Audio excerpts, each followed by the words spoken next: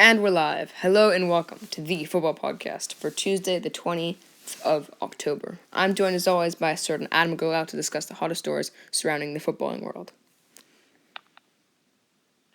Hello, Theo. It is a pleasure to be here. And without further ado, let us commence this podcast. Indeed, in today's edition of the Football Podcast, we will be covering everything from Champions League and Premier League results. But before we continue, if you are enjoying our content, we would really appreciate a like, subscribe, and if you could turn on the notification bell, that would be great. Yeah, but we're just going to get straight to the point here, and we're going to start with a game that we really anticipated would be really good, really exciting end-to-end game. It was the Merseyside derby, Everton versus Liverpool, and it started off as just the way we started would be. And Liverpool, the champions, inserting some early dominance, Mane getting the first goal. I can't quite recall who got the rest, but I know there was a late winner from Henderson that got disallowed for some kind of armpit for Mane. Again, it's just VAR. We get the technology, but you're supposed to give the benefit of the doubt to the attacker. We'll get into this later after I go to the rest of the... I'm sure Adam has his own opinions on this, as he's a Liverpool fan himself, but we'll go back to this after we get through the rest of the results. Then we had Chelsea entertaining a very, very exciting 3-3 result. Disappointing, though, Werner getting his first Stamford Bridge goals, 2, and Havertz as well, getting one of the 3, but Chelsea will be definitely very disappointed to not take home the 3 points. Vestergaard denying them very late on in stoppage time. Then we had Man City, Raheem Sterling getting the only goal at the Etihad. Arsenal versus Man City. Newcastle, they scored the first goal, I believe, against Manchester United, but then it was the late show. Wan-Bissaka, Fernandes, and Rashford getting 3 goals late on to secure a 4-1 Man United win. Then we had Sheffield United drawing 1-1 with Fulham, followed by another 1-1 stalemate between Crystal Palace and Brighton. Then we had one of the greatest comebacks of all time, Tottenham and West Ham. 3-0 Tottenham after 16 minutes. 82 minutes, 3-0 Tottenham. 94 minutes, Tottenham 3, West Ham 3. Extraordinary scenes. What a goal by Manuel Lanzini. Then we had Aston Villa. How are they doing this? I mean, what is going on? Getting a late winner, Ross Barkley. He has a point to prove at Chelsea. He's proving that at Aston Villa, getting the late winner against Leicester. And then we had our first goalless stalemate. Hurrah, it actually happened. Took a while. Took us almost November to get it, which is showing how the defending is really not being so impressive so far. And then Wolves defeating Leeds. Adam? Well, this was a very, very eventful match week in many respects. It's been impressive, the pace that the teams have been performing at. It's really impressive, considering how long they had been off. Even though there was a return, the quality was. I don't think the quality was 100% after the return. But it's impressive. I think that as our school coach has told us, teams have been more focused on scoring their goals to win games instead of defending to win games. And I think that might be a major footballing philosophy in the coming years that we might see. But into the analysis of the individual results, I think that there's only one place to start, and that's the Merseyside derby. I was a bit infuriated, to say the least, when I saw that, first of all, Virgil van Dijk out for 8 months, and second of all, and that wasn't a penalty, and second of all, that apparently Sadio Mane in stoppage time who assisted Jordan Henderson, the skipper, for a classic Merseyside derby winner, could apparently score with his armpit and was therefore offside. Theo, any thoughts on this before we move swiftly on? Yeah, I do tend to pride myself in my game understanding, and I think I would make quite a good referee. And instantly, when I saw the tackle Pickford made on Van Dijk, I instantly shouted red card and penalty. Instantly. 8 months. Are you absolutely kidding me? And the fact that the FA don't have the balls to go step up and say, here we go, here's the ban that Pickford is getting here. It's ridiculous. I mean, come on, common sense, VAR, please. That has to be a red card. He has to be taken off the pitch. 8 months. Oh my goodness, it doesn't make sense, does it? There improvements have been made with VAR, but this I will never understand why they do this. Must be a red card and a penalty. Liverpool should have won the Merseyside derby one way or another. Whether that was Mohamed Salah from the penalty spot, or of course the goal, because armpits. I mean, what on earth? I mean, please. I thought it was the t-shirt line.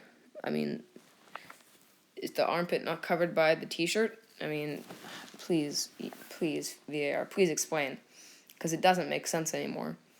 I mean, it never really has. They're getting better, but signs of improvement are very, very gradual, and this is just, it doesn't really make sense at all. Liverpool should have won this game easily. Everton impressed, red card for Richarlison, quickly followed by the Henderson disallowed goal in stoppage time. So yeah, that's the Merseyside derby for you. And more VAR controversy, and it's just ridiculous. Really. That's my personal club, who had an eventful weekend. Moving on to your personal club, Chelsea. Would you like to inform our listeners what happened there? Yeah, I was actually initially very impressed with Chelsea. Werner doing really, really well early on. 2-0 up quickly. And then Chelsea, the effort. This is what separates Chelsea from the bigger clubs. We go 2-0 up. We always find a way to give them a way back in. Now, obviously, no Thiago Silva, no Mendy. Kepa played his part, and I'll get into the ludicrous second Southampton goal from Shea Adams. But we gift them Danny Ings, and they're 2-1 before halftime. Just idiotic, really. Game understanding is just really, really lacking there. And it's just poor from there on.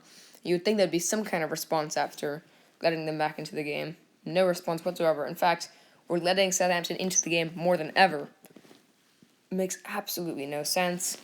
And then, finally, we get this lovely pass from Zuma back to Kepa. Not. Kepa goes in to slide tackle no one. The Air. Don't know if Air is a player. Or a Southampton player, at least. Forgets that he can use his hands. And misses the ball completely. Then tries to slide tackle the ball again. Misses again, hits the post. The post is a neutral player. Its job is to deflect the ball when required. It's not on your team, not against you. Don't know what he's doing again. Misses the ball. Sketchy deflections. Falls to Shea Adams, 2-2. Then, instant response. Good play from Pulisic. Werner, Havertz. Good response. Then, oh my God.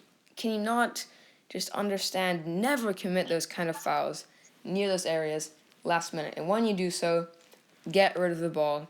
And I was saying before that free kick was taken, I'm being dead serious. I said 1-0, I said 3-3, Yannick Vestergaard. That's literally what I said. I kid you not. I am not lying. I do not have powers, but that is what I said. 3-3. It's just, again, please Chelsea. And it's 0-0 right now between them and Sevilla. They're not playing very well at all right now either. Really not so happy about that. But well, yeah. Yeah, we'll Theo, move on. I think that these two first fixtures really do deserve some.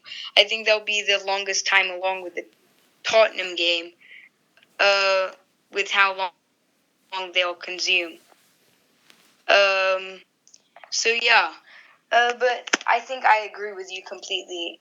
Take us on to the next one, Theo. Yeah, then we have a pretty big game between Man City and Arsenal, but not much action, to be very honest. Some good Man City attacking, dominating the game, just about. Arsenal showing not much threat at all, really. And then it's just a simple 1-0 for Man City, I guess. Pretty nice goal from Raheem Sterling, and there you go. We move on, and we have Man United. They always find a way, and actually, I dislike it, but at the same time, I respect it a lot because that's what it takes. That's what Chelsea are missing, right at this moment. They're not ruthless enough like Man United are. I don't respect Man United, but I respect them for that. It is, and they're clinical as well. Yeah, it was very impressive to see the way they just squashed any hopes of comeback, unlike Chelsea, unfortunately, were able to do. Squashed them, and unlike Tottenham as well, which we'll move on to, they squashed them in the late stages, did not take their foot off the pedal. If anything, pressed it harder. But if you'd like to take us on to the next match, Theo? Then we've got 2-1-1 stalemates between Sheffield United and Fulham, and then Crystal Palace and Brighton. Again, not much to say here. Wilfried Zaha getting a goal in there.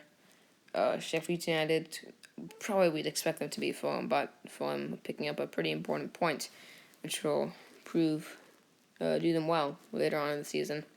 Every point counts. And that's 2 points dropped for Sheffield United, I think, and a point gain for Fulham. Crystal Palace, Brighton, two pretty evenly matched teams, and pretty just result in my view. Now the crazy game, and when I mean properly crazy, this is no ordinary 3-3. I don't know how there's ever been an ordinary 3-3, but this is a extraordinary, beyond 3-3. Tottenham leading 16 minutes in, 3 goals up. They're so fluent when they go forward. Harry Kane, his passing, I can tell he's really been working on it because it's absolutely fantastic. Really good work, and he scores goals as well, as we have known for many years. Son, Harry Kane at the double, and then, I mean, you can't really say the same thing about Chelsea when it comes to Tottenham as well, because they're leading 3-0, and that's different. You think that's curtains. You can't really criticize them for not going for a fourth, because they did. They hit the post twice in the second half. So, I mean, they're just unlucky, really. But then, once it goes 3-1, that's when they have to switch on. That's when they've got to say, okay, this is what's happening. Now let's just Hang tight. Let's turn our defense watertight. And they've only got 10 minutes left when it goes 3-1. So, it looks pretty easy. 3 minutes later, Davinson Sanchez buries an amazing header past the wrong goal,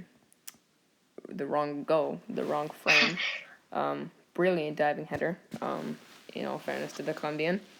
And then, oh my word, this goal really defies physics from Lanzini. Ball goes into the middle, headed out again, falls out, under pressure by 2 players. Somehow Winks is tackled, I believe. Yeah, and then he curls it somehow over the guy's Winks' foot, maybe, or whoever's pressing him, maybe Højbjerg, and then it curls back away and onto Lloris's fingers, onto the crossbar, onto the post, and into the net. Very unlucky Spurs.